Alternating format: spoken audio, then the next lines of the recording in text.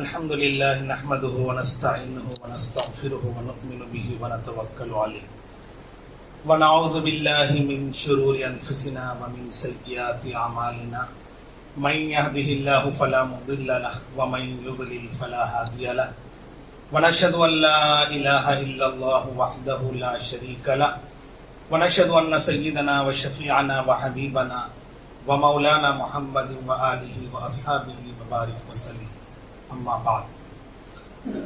قابل احترام حضرات اساتذہ کرام، علماء اعظام، طلباء عزیز اور سنا کے طالبات بھی سن رہی ہیں، اور دینی بھائیوں اور بہنوں،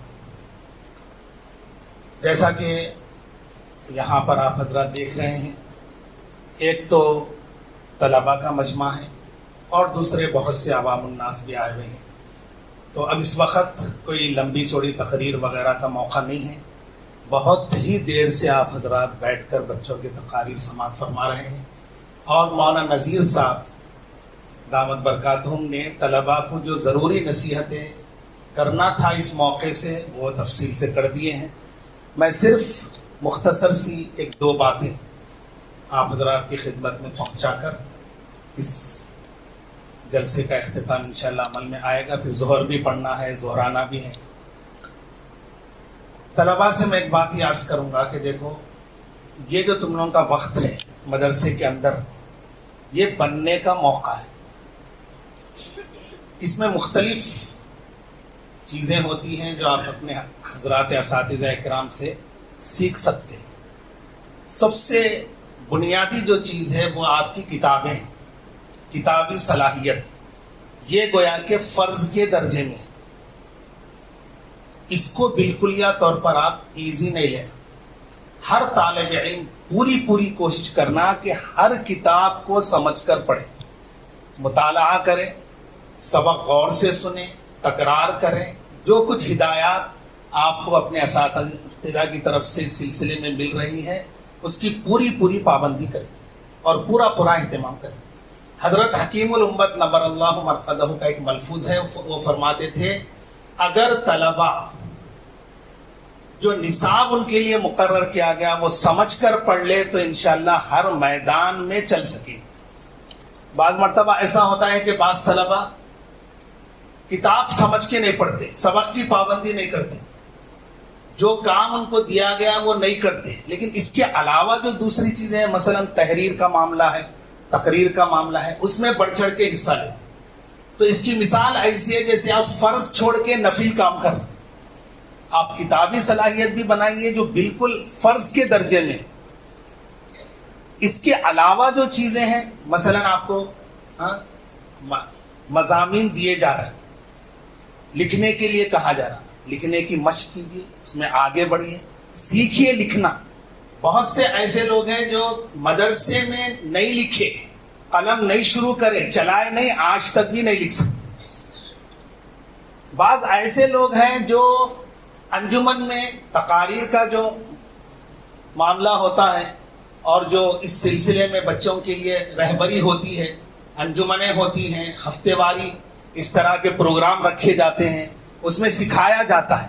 بعض بچے اس میں حصہ نہیں لیتے، کتراتے، اور بعض لوگ اس میں شریک ہی نہیں ہوتے، بھاگ جاتے بہانے بنا کر.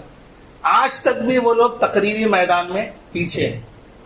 جو آگے بڑھ گئے، اس کے اندر سیکھ لیے اور کچھ اپنے کو بنا لیے، وہ پھر باہر نکلنے کے بعد انشاءاللہ اس میں ترقی ہو.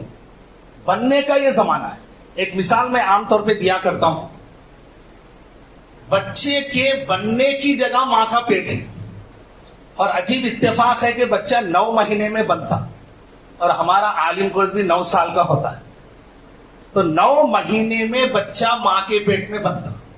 اگر کوئی بچہ ناقص آ جائے دنیا میں، ہاتھ نہیں بنا آ گیا، پیر نہیں بنا آ گیا، اور کوئی عضو نہیں بنا، نقص کے ساتھ دنیا میں آ گیا، تو دنیا کو کوئی طاقت اس کو وہ چیز نہیں عطا کر سکتی جو ماں کے پیٹ میں اس کے بن سکتی. اور پھر ایسا بھی نہیں ہوتا کہ اس کو ہو سکتا بھی نہیں کہ اس کو واپس پھر بھیج دیا جائے کہ پھر وہ بن کر آئے. کوئی ایسا ڈاکٹر نہیں ہے دنیا میں جو یہ کہہ دے کہ آپریشن کر کے بچے کو پھر ماں کے پیٹ میں پہنچا دیں گے تاکہ وہ مکمل بن کر آئے. عزیز طلباء اور طالبات، اگر آپ اس مدرسے سے نقص کے ساتھ نکل جائیں گے تو پھر کوئی طاقت آپ کو ویسا نہیں بنا سکیں گے جو مدرسے میں آپ بن سکتے. اور پھر ایسا بھی نہیں ہوتا عام طور پہ اللہ ماشاء اللہ کہ فارغ ہو گئے پھر مدرسے میں آ کے داخلہ لے رہے تو میں پھر پڑھنا چاہتا ہوں. اپنے اساتذہ کے درمیان میں رہ کر آپ ہر میدان میں ترقی کیجئے، خوب صلاحیتوں سے لیس ہو کر نکلیے. بقول حضرت والا کے اس وقت تو چونکہ فتنوں کا دور ہے، ہر طرف سے اسلام کے اوپر یلغار ہو رہی ہے، اعتراضات کیے جا رہے ہیں، طرح طرح کے فتنے اٹھ رہے ہیں. پہلے کے مقابلے میں اس وقت آپ کو اور زیادہ باصلاحیت بن کے نکلنا تاکہ آپ کے اندر ایسے فتنوں سے مقابلے کی طاقت پیدا ہو سکے، آپ ان کا مقابلہ کر سکیں اور ایک ایک فتنے کا جواب دے سکیں. اسلام کے اوپر جو اعتراضات ہو رہے ہیں اس کا مقابلہ کر سکیں. آپ یہ صلاحیت اپنے اندر بنا کے آپ کو نکلنا.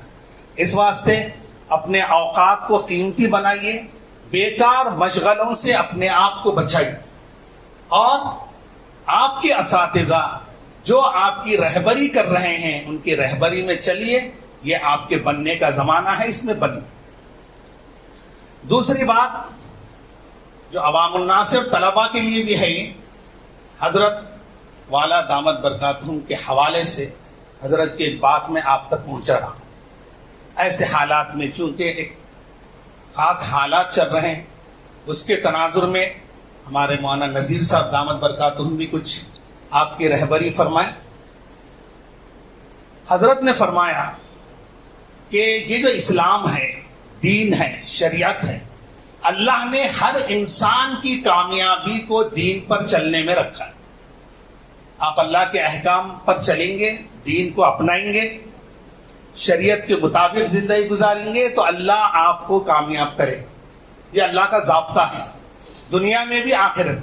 چاہے وہ مرد ہو کہ عورت ہو، پڑھا لکھا ہو بے پڑھا لکھا ہو، شہر میں رہنے والا ہو گاؤں میں رہنے والا ہو، عربی ہو عجمی ہو، مالدار ہو غریب ہو، کالا ہو گورا ہو، سب کے لیے اللہ نے یہ ضابطہ رکھا ہے کہ بس شریعت کو اپنانا پڑے، دین پر چلنا پڑے، اسلام کے مطابق اپنی زندگی کو ڈھالنا پڑے. لیکن ایک اللہ کا نظام ہے اس دنیا کے اندر، اللہ کی طرف سے طے ہے. وہ نظام یہ ہے کہ اللہ نے دین پر چلنے کے لیے اس دنیا میں کچھ رکاوٹوں کو رکھا ہے، کچھ موانع ہیں، روکنے والی چیزیں. تفصیل کا موقع نہیں ہے، میں مختصر انداز میں آپ کے سامنے رکھ رہا ہوں. ویسے اس عنوان کو ذرا بہت اہتمام سے سمجھنا چاہیے، بزرگوں کی بات ہے، معمولی بات نہیں ہوتی. تو حضرت نے فرمایا کہ یہ جو رکاوٹیں ہیں نا، دو طرح کی رکاوٹیں ہوتی ہیں. ایک بیرونی رکاوٹیں، دوسرے اندرونی رکاوٹیں. اور یہ جیسا کہ مولانا نذیر صاحب نے فرمایا کہ یہ ایسا نہیں کہ پہلی مرتبہ ہو رہا ہے. یہ لوگ جو ہمارے اسلامی احکام کے سلسلے میں جو آواز اٹھا رہے، روکنے کی کوشش کر رہے، اس پہ پابندی، یہ روز اول سے چل رہا ہے. یہ معاملہ آج پہلی مرتبہ نہیں ہو رہا، یہ تو اللہ کی طرف سے نظام ہے. قرآن پاک میں اللہ نے فرمایا وَكَذَلِكَ جَعَلْنَا لِكُلِّ نَبِيٍّ عَدُوًّا شَيَاطِينَ الْإِنسِ وَالْجِنِّ. ہم نے لگا رکھا ہے ہر نبی کے ساتھ شیاطین الانس اور جن. کام کیا ہے شیطانوں کا؟ اسلام سے روکنا، صحیح کام سے انسانوں کو دور کرنا، انسان کو نقصان میں ڈالنا. شیاطین الانس کا بھی یہی کام ہے اور شیاطین الجن کا بھی یہی کام. ہر نبی کے ساتھ یہ ہوا. جب سے اسلام آیا اسلام کی مخالفت ہوتی رہی، اسلام سے روکنے کی کوششیں کی گئی. تفصیل ہے، آپ دیکھیے قرآن پاک کی آیات، احادیث، سیرت پڑھیے. مکی دور میں کیسے کیسے حالات پیش آئے، پھر مدنی دور میں بھی ایسا نہیں ہوا کہ اطمینان سے اسلام پر چلنے دیا گیا. جتنے غزوات ہوئے مدینے میں ہوئے. غزوہ بدر ہے، غزوہ احد ہے، غزوہ خندق ہے، یہ سب کہاں پر ہوئے؟ مدینے میں ہوئے. قرآن پاک میں اللہ تعالیٰ شانوں نے ایک جگہ فرمایا وَمِنَ النَّاسِ مَن يَشْتَرِي لَهْوَ الْحَدِيثِ لِيُضِلَّ عَن سَبِيلِ اللَّهِ بِغَيْرِ عِلْمٍ وَيَتَّخِذَهَا هُزُوًا اس کا شان نزول پڑھیے. مفسرین نے لکھا نضر بن حارث نامی ایک دشمن اسلام تھا. وہ عجمی ممالک کا سفر کرتا تھا اور وہاں سے ایک روایت کے مطابق کچھ قصے کہانیاں لے کے آیا اور لوگوں سے کہتا تھا کہ لوگوں محمد کی بات مت سنو, میرے قصے کہانیاں سنو, تم کو مزہ آئے گا, تمہارا دل بہلے گا. وہاں کیا ہے, یہ کرو وہ کرو, یہ مت کرو وہ مت کرو, جکڑ بندیاں کر رہے ہو, اور میں تم کو ایسے قصے سناؤں گا کہ جس سے تمہارا دل بہلے گا, تم کو مزہ آئے گا, عیش کرو گے تم. اور ایک تفسیر کے مطابق مفسرین نے فرمایا اس نے ایک باندی کو خرید کر لایا اور اس سے وہ کچھ گانے لگاتا تھا, کچھ گاتی تھی وہ باندی. اس زمانے کے حساب سے یہی چیز تھی لہو لعب. آج تو بہت ترقی ہو گئی ہے, ہر ایک کے جیب میں آ گئے ہیں یہ آلات. تو بولتا تھا کہ بھائی ان کی باتیں کیا سن رہے, وہ پھیکی باتیں, ارے بھائی میری باندی کے گانے سنو, مزہ آئے. تو میرے بھائی اور بہنوں, ہر زمانے کے اندر اسلام کے خلاف اس طرح کی سازشیں کی گئی, روکنے کی کوششیں کی گئی, آج بھی ہو رہی, کوئی نئی بات نہیں ہے. ہم کو زیادہ پست ہمت ہونے کی ضرورت ہی نہیں. لیکن اب جس طرف حضرت نے توجہ دلائی وہ بات میں آپ کو سناتا ہوں. ایک اور طاقت ہے وہ ہمارے اندر ہے, وہ بھی ہم کو اسلام سے, شریعت سے, اللہ کے احکام سے روک رہی اور اللہ کی منع کردہ چیزوں کی طرف ہم کو کھینچ رہی. اس کا نام ہے نفس اور شیطان. یہ دو طاقتیں.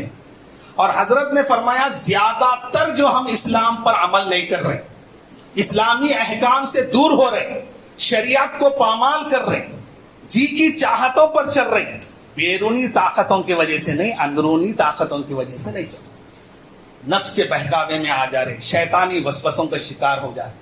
زیادہ تر دیکھ لو میرے بھائیو. ایک بات میں آپ کو بتاتا ہوں, آج بتاؤ کہاں پر نماز کے اوپر پابندی ہے؟ کیا کسی نے نماز پر پابندی لگائی؟ آپ خود بتاؤ, میں نہیں بولتا. کتنے فیصد مسلمان نماز چھوڑ کے زندگی گزار رہے ہیں؟ ہر طرح کی اللہ نے سہولت دی ہے, جگہ جگہ مسجدیں ہیں, مسجدوں کے اندر وضو کا انتظام ہے, طہارت کا انتظام ہے, گھر سے زیادہ سکون مسجدوں میں ملتا ہے, قالینیں بچھی ہوئی ہیں, ایسیاں لگے ہوئے ہیں, کولرا لگے ہوئے ہیں, ہر طرح کی سہولت ہے. لیکن 95% سے زیادہ مسلمان آج نماز چھوڑ کے زندگی گزار رہا. کہاں سے پابندی لگی ہوئی ہے بتائیے؟ بیرونی کوئی مسئلہ نہیں ہے, مسئلہ ہمارے اندر ہے. اور پھر اندر کے دشمنوں کی حقیقت بھی سن لو آپ مختصر. نفس کو کیا بولے اللہ نے؟ ان النفس لامارۃ بالسوء. عربی درجات کے طلبہ جانتے ہیں امارہ مبالغہ کا صیغہ ہے. ترجمہ کیا ہے اس کا؟ حکم دینے والا. نفس حکم دیتا, یہ کر, یہ برائی کر, نماز مت پڑھ, بدنگاہی کر, جھوٹ بول, فلاں کر, زنا کر, شراب پی. نفس کو اللہ اتنی طاقت نہیں دیے کہ وہ آپ کو برائی کرا دے, آپ کا ہاتھ پکڑ کے برائی کرائے. نفس کو یہ طاقت نہیں دیے کہ آپ اچھا کام کر رہے تو وہ آپ کو روک دے. جہاں تک شیطان کا معاملہ ہے, سن لیجیے قرآن پاک میں اللہ نے کیا فرمایا. شیطان خود اس بات کا اقرار کرے گا قیامت کے دن, اس کی تقریر اللہ نے قرآن میں ذکر فرمایا. وقال الشیطان لما قضی الامر.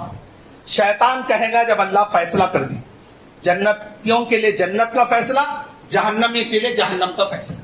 اب جہنمیوں کے لیے جب جہنم کا فیصلہ ہوگا تو سب کے سب شیطان کو لان تان کریں, تیری وجہ سے ہوا, آج ہم جنت میں جاتے تھے, تو نے ہم کو جہنم رسید کر دیا, تو نے بہکایا, تو نے بھٹکایا, تو نے ہم کو اچھے کام سے روکا, فلاں فلاں فلاں گالیاں دینا شروع کری. تو شیطان تقریر کرے گا اور کہے گا ان اللہ وعدکم وعد الحق. اللہ نے وعدہ کیا اور حق وعدہ کیا. ووعدتکم فاخلفتکم. اور میں نے وعدہ کیا لیکن وعدے کی خلاف ورزی. بہت سے وعدے کرتے رہتا ہوں, ارے کیا ضرورت ہے مشقتیں برداشت کرنے کی, فلاں کی سفارش سے جنت میں چلے جائیں گے. زیادہ گھبرانے کی ضرورت نہیں ہے, زیادہ پریشان ہونے کی ضرورت نہیں. اللہ کریم ہے. گناہ کراتا اور بولتا اللہ کریم ہے. میرے بھائیوں اور بہنوں, گناہ کرنے کے لیے اللہ کریم نہیں ہے. اللہ بے شک کریم ہے, لیکن اگر یہ وسوسہ آ رہا کہ گناہ کر اللہ کریم ہے, سمجھ جاؤ کہ شیطان کا وسوسہ ہے. شیطانی خیال ہے. ایسے بہت سے وسوسے ڈالتا ہے. توبہ کر لیں گے. اگر گناہ کرارا توبہ کے وعدے پر تو شیطانی وسوسہ ہے. گناہ کر کے توبہ کر لیں گے، یہ شیطان ڈالتا ہے، وعدہ کرتا ہے اور توبہ نہیں کراتا، چلتے رہتا معاملہ. اس کی مثال ہمارے بزرگوں نے یہ دی، اگر کسی کے دل میں یہ خیال آ رہا ہے کہ گناہ کر لے توبہ کر لیں گے، تو اس کی مثال ایسی ہے جیسے کسی کے پاس بہترین مرہم ہے، بہترین دوا ہے، جس سے کوئی عضو کٹ جائے تو بہت جلد شفا ہو جاتی ہے، جل جائے تو وہ لگانے سے آرام مل جاتا ہے. تو ایک آدمی چھری لے کے کاٹ لیتے بیٹھا ہو، کاڑی کی ڈبی لے کے سلگا کے اپنے آپ کو جلا لے رہا. اس سے پوچھا گیا کیوں کاٹ رہے سب، کیا ہوا؟ وہ کہہ رہا کہ مرہم رکھا ہوا ہے گھر میں بہترین، میرے پاس ایک دوا ہے، جل گیا سو اس کا علاج بہت جلد ہو جاتا. تو اس کو لے جا کے آپ پاگل خانے میں شریک کرائیں گے، سیدھا انہیں پاگل ہو گیا، مرہم ہے بلکہ کاٹ لے. یہی حال ہے میرے بھائیوں، اگر ہمارے دل میں آ رہا گناہ کر لو توبہ کر لیں گے، شیطانی وسوسہ ہے. تو بہرحال اس کے وسوسے کی تفصیل ہے. وَوَعَدْتُكُمْ، میں نے وعدہ کیا، فَأَخْلَفْتُكُمْ، وعدے کی خلاف ورزی کر. اس کے بعد جو بات وہ کہے گا وہ میں آپ کو سنانا چاہ رہا ہوں. وہ خود کہے گا وَمَا كَانَ لِي عَلَيْكُمْ مِنْ سُلْطَانٍ، اور مجھ کو تم پر مسلط نہیں کر دیا گیا، إِلَّا أَنْ دَعَوْتُكُمْ، مگر میں نے تم کو دعوت دی، فَاسْتَجَبْتُمْ لِي، تم نے میری دعوت کو قبول کر لیا. فَلَا تَلُومُونِي وَلُومُوا أَنفُسَكُمْ، میرے کو ملامت مت کرو، اپنے آپ کو کر لو ملامت، اپنے آپ کو گالیاں دے لو، کیوں میری دعوت کو تم نے قبول کیا. شیطان سی دعوت دے سکتا.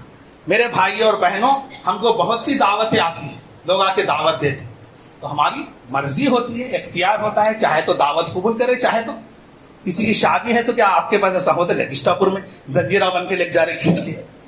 نہیں، سب دعوت دے دیا ہم نے، ختم، آنے آنا. دعوت دے دیا، آپ کی مرضی کی بات ہے، قبول کرو نہ کرو. شیطان کہے گا الا ان دعوتکم، میں نے تم کو دعوت دی، نماز مت پڑھ. حدیث میں آیا ہے صبح ہوتی ہے، اذان ہوتی ہے، اللہ کی طرف سے بلاوا آتا ہے، حی علی الصلاۃ حی علی الفلاح. پھر یہ بھی کہا جاتا ہے الصلاۃ خیر من النوم. آدمی کی آنکھ کھل جاتی ہے، نیند سے بیدار ہو جاتا ہے. اب شیطان اپنی دعوت شروع کرتا. کیا دعوت دیتا شیطان؟ ارقد علیک لیل طویل، ارقد علیک، بہت وقت ہے سو جا، بہت وقت ہے سو جا. دیکھ کے بولتے ہیں یہ تو آدھا گھنٹہ ہے صاحب، آدھا گھنٹہ پہلے اذان دے دیے، اٹھ کے پڑھیں گے، 15 منٹ پہلے گئے تو تکبیر اولا سے مل جاتی نماز. اب جو آدھا گھنٹہ 15 منٹ سو کے اٹھیں گے، بلکہ سوتے تو صبح 11 بجے اٹھتے تھے، اٹھ کے ہوتے ارے چلے گئی جی نماز، میں بولا تھا اٹھ کے پڑھیں گے، ہوشیار ہوئی تھی میری نیند اذان کی آواز پہ، لیکن میں اب بھی اٹھیں گے، بولا 4 گھنٹے کے بعد اٹھتے. اب تو میرے بھائی اور بہنوں، زیادہ تر جو اسلامی احکام ہم چھوڑ رہے ہیں، گناہوں میں مبتلا ہو رہے، حرام کاریوں میں مبتلا ہو رہے، بہت سے ہمارے اندر خرابیاں پیدا ہو گئی ہیں. حضرت نے فرمایا یہ سب کارستانیاں ہمارے اندر کے دشمن کے، اور کوئی عذر اللہ کے پاس میرے بھائی اور بہنوں قابل قبول نہیں ہوگا. یاد رکھ لو، ایسے ایسے حالات اگر آ جائیں، آخری بات سن لیجیے، کہ ہمارا باہر کا دشمن اتنا طاقتور ہو جائے کہ مسلمان اس علاقے میں، اس جگہ پر کمزور ہے، بہت ہی معمولی مقدار میں ہے، تعداد بھی کم ہے، حکومت ان کی ہے، ان کا تسلط ہے، اور وہ اسلام کے سخت دشمن ہے.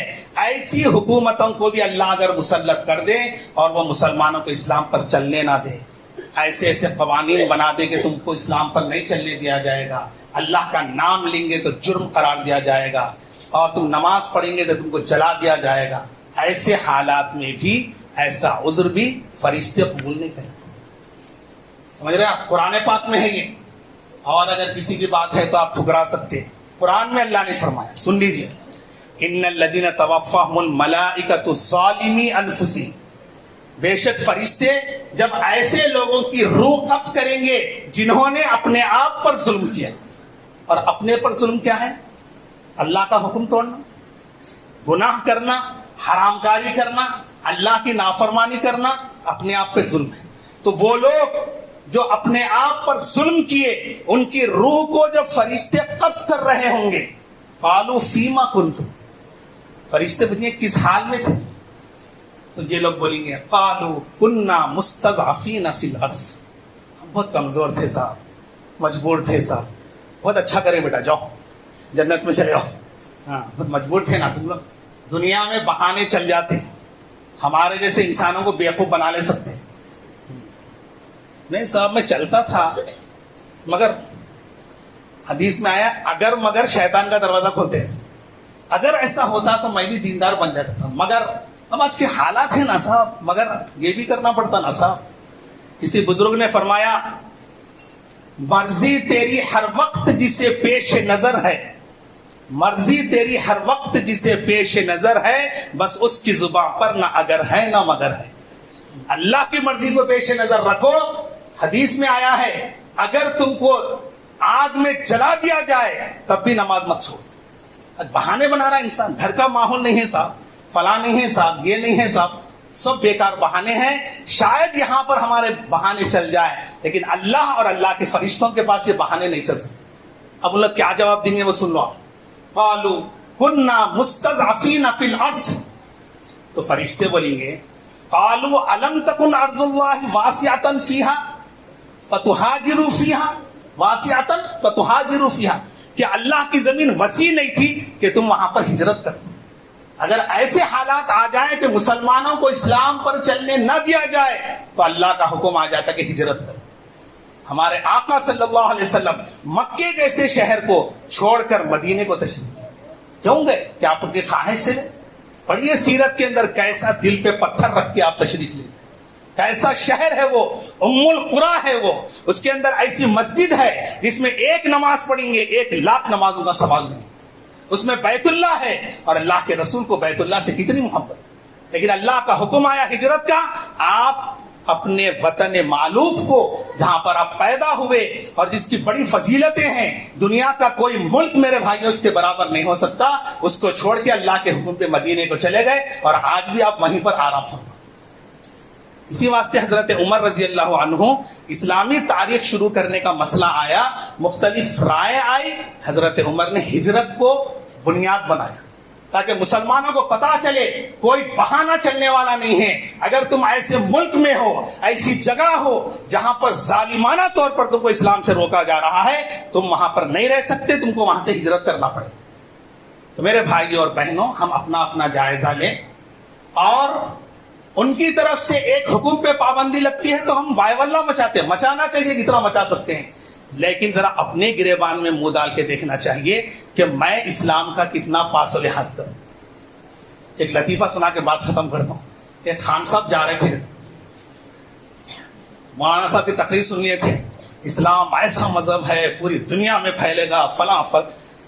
تو جا کے پھر بیت اللہ کی فضیلت سن لیے تھے، قبلہ ہمارا بیت اللہ ہے، بیت اللہ کی یہ فضیلت ہے.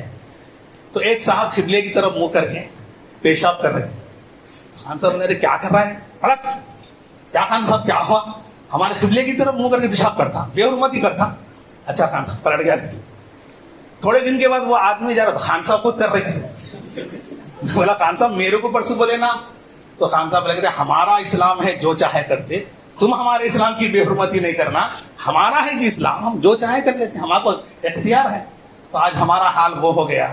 کتنے فیصد ایسے مسلمان عورتیں ہیں جو حجاب کی پابندی نہیں کرتے، بن سور کے بیوٹی پارلروں میں جا کے حیث و شکل بگاڑ لے کے شادیوں میں جا رہے، تقریبوں میں جا رہے، اور پردے کی کوئی پابندی نہیں کر رہے. تو اب ایک مولانا صاحب کا ایک کلپ آیا تھا، بہت چلا واٹس ایپوں پہ، میرے کو ایک صاحب سنائے تھے، وہ بات سن لیجیے آپ. وہی چیز میرے بھائیوں آج ہمارے ساتھ پیش آ رہی. انہوں نے فرمایا تھا بڑے جوش کے ساتھ، اور یہ قرآن و حدیث کی روشنی میں فرمایا، مسلمان جب نماز پڑھ سکتے ہیں نہیں پڑھیں گے، اللہ کی طرف سے ایسے حالات آئیں گے کہ نماز پر پابندی لگائی جائے. جب مسلمان عورتیں حجاب کر سکتے ہیں نہیں کریں گے، اللہ کی طرف سے حالات آئیں گے کہ حجاب کو روکا جائے. جب ہم آزادی کے ساتھ اسلام پر، شریعت پر عمل کر سکتے ہیں، کوئی رکاوٹ نہیں ہے، اس کے باوجود اس اللہ کے احکام کو توڑیں گے، جان بوجھ کے اللہ کی شریعت سے دور ہوں گے، اللہ کی منع کردہ چیزوں کا ارتکاب کریں گے، میرے بھائیوں ایسے حالات تو آنا ہی آنا ہے. اس واسطے ہم اس بات کی فکر کریں کوشش کریں کہ ہمارے تمام کے تمام مسلمانوں کے دلوں میں اللہ کے احکام کی عظمت آ جائے اور ایک ایک اللہ کے حکم کو ہم پورا کرنے والے بنے اور ایک ایک اللہ کی نافرمانی سے اپنے آپ کو بچانے والے بنے. بہرحال مجھے بڑی خوشی ہوئی آج اس مدرسے کو آ کر. اس مدرسے سے میرا بہت پرانا تعلق ہے. جس وقت میں دارالعلوم حیدرآباد میں پڑھاتا تھا وہاں سے امتحان لینے کے لیے بھی یہاں پر آتا تھا. حضرت مولانا فاروق صاحب رحمۃ اللہ علیہ جو میرے استاذ بھی ہیں, میرے مربی ہیں, حضرت بڑی محبتوں سے نوازتے تھے.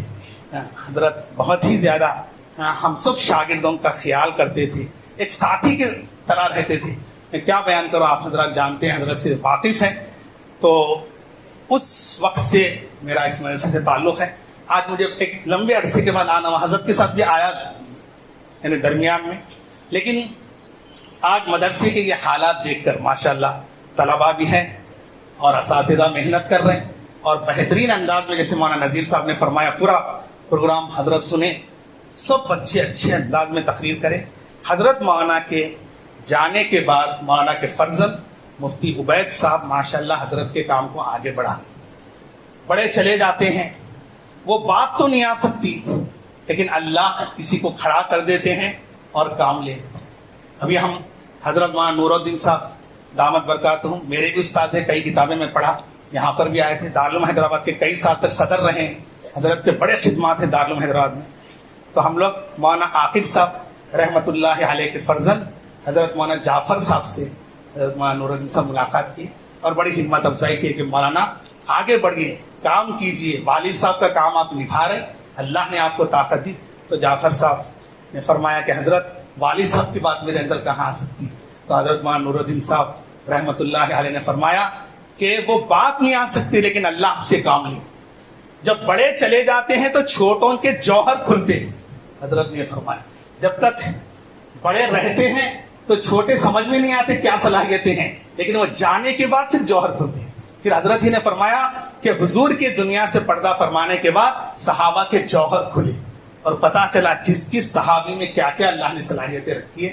حضرت حکیم الامت نور اللہ مرقدہ اپنے استاد محترم حضرت یعقوب صاحب رحمۃ اللہ علیہ سے جب آخری سال تھا, حضرت فارغ ہو رہے تھے, دور حدیث میں تھے, معلوم ہوا کہ جلسہ ہو رہا, سند دی جا رہی اور خلافت سے نوازا جا رہا. تو یہ حضرات حضرت حکیم الامت اور ان کے کچھ ساتھی مل کے مولانا یعقوب صاحب کے پاس گئے اور کہا کہ حضرت ہم کو معلوم ہوا کہ ہم کو سند دی جا رہی, فارغ کیا جا رہا, ہم اپنے اندر کوئی صلاحیت نہیں پاتے, گزارش ہے کہ اس کو ملتوی کر دیا. تو مولانا یعقوب صاحب نے ایک جملہ فرمایا تھا اس وقت, حضرت حکیم الامت کے ملفوظات میں ہے, فرمایا تھا ہمارے درمیان میں ہے معلوم نہیں ہو رہا, باہر نکلیں گے تم جہاں جاؤ گے تم ہی تم ہو گے. اللہ نے بتا دیا کیسے کیسے جوہر اللہ نے ان کے اندر رکھے تھے. بہرحال مجھے بڑی خوشی ہے, ہمارے مفتی عبید صاحب ماشاءاللہ حضرت کا صرف یہ مدرسہ ہی نہیں ہے, اس کے علاوہ ایسے پرعزم شخصیت تھی مولانا فاروق صاحب کی. میرے سے کئی مرتبہ حضرت نے اپنے عزائم کا اظہار کیا تھا, میرا یہ عزم ہے, اللہ حضرت کے تمام عزائم کو حضرت کے ساتھیوں سے پورا کرنے کی توفیق عطا فرمائے. بڑے پرعزم آدمی تھے, بڑے باہمت آدمی تھے اور بڑی اللہ نے ان سے خدمت لی ہے. تو میں ہمارے مفتی عبید صاحب سے اور دیگر اساتذہ سے یہی یعنی حسن ظن رکھتا ہوں کہ ماشاءاللہ حضرت کے اور بھی جو کام تھے, مکاتب کا معاملہ ہے اور قریب اضلاع کے اندر جو اصلاحی پروگرامز حضرت کرتے تھے, شادیوں کے اندر جو رسوم و رواج ہے اس کی اصلاح اور بہت سے کام تھے. اللہ ان حضرات سے حضرت کے عزائم کو اللہ تعالیٰ شان و تکمیل کرنے کا ذریعہ بنائے. اس مدرسے کو اللہ دن دوگنی رات چوگنی ترقی عطا فرمائے اور یہاں پر پڑھنے پڑھانے والوں میں اللہ اخلاص اور استقامت نصیب فرمائے. آپ حضرات کے یہاں پر آنے کو, جمع ہونے کو قبول فرمائے. اللہ آج کے اس پروگرام کو شرف قبولیت عطا فرمائے. اس میں جو کچھ باتیں کہی گئی سنی گئی, اللہ ان سب پر ہم سب کو عمل کرنے کی توفیق عطا فرمائے. وآخر دعوانا ان الحمدللہ.